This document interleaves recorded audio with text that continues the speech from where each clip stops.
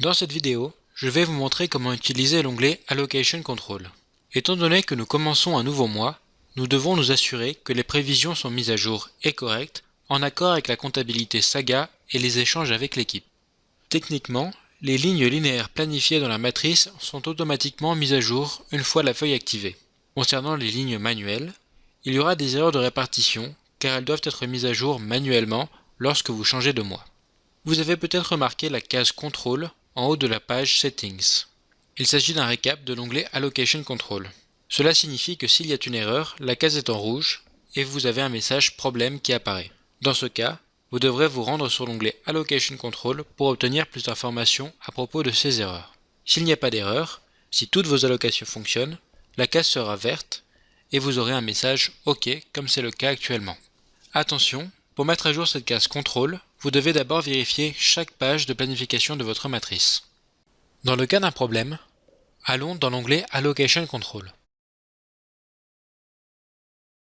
Cette feuille vous garantit que toutes les prévisions sont bien allouées à des codes comptables, des activités, des référents budgétaires, ainsi que des lieux de paiement existants dans vos paramètres dans la page Settings. Elle vous informe également que la distribution mensuelle est correcte en accord avec le mois à venir. Chaque erreur ou oubli d'allocation sera indiqué par un message problème.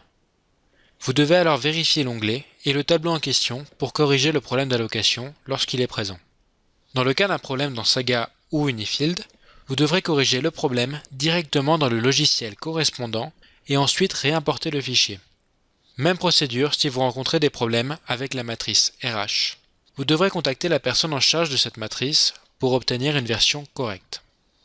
Par exemple, nous pouvons observer que nous avons un problème dans notre matrice concernant le mois de distribution de l'approvisionnement en fournitures médicales dans l'onglet Med.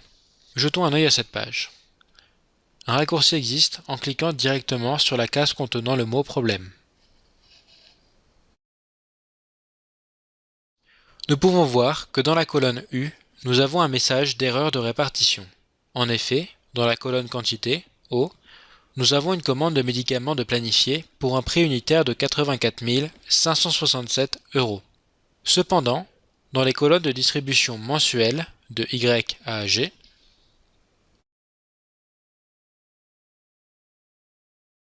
aucun montant n'a été planifié.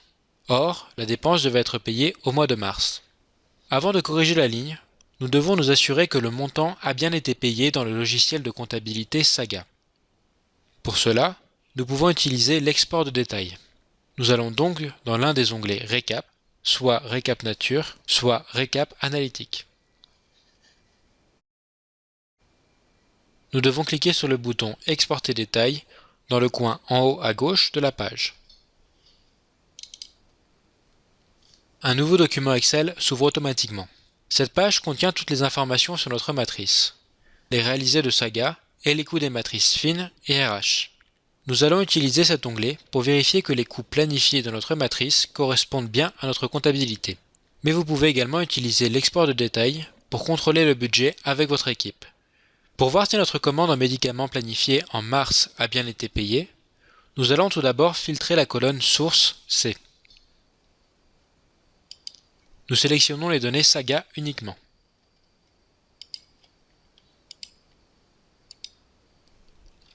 Puis, nous choisissons le compte 60 000 médicaments dans la colonne Account G.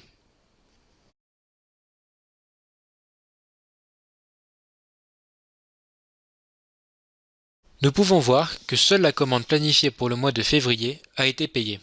Supposez que le MLT nous informe que la commande a été retardée et ne sera payée qu'au mois d'avril. Nous retournons donc dans l'onglet Med de la matrice fine. Nous ajoutons alors 84 567 pour le mois d'avril dans la colonne Y.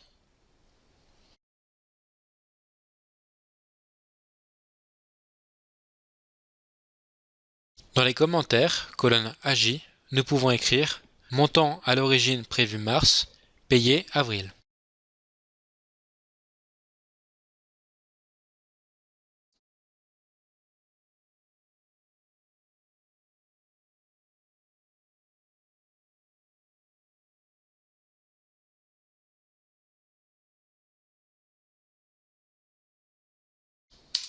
Quand nous vérifions l'onglet Allocation Control,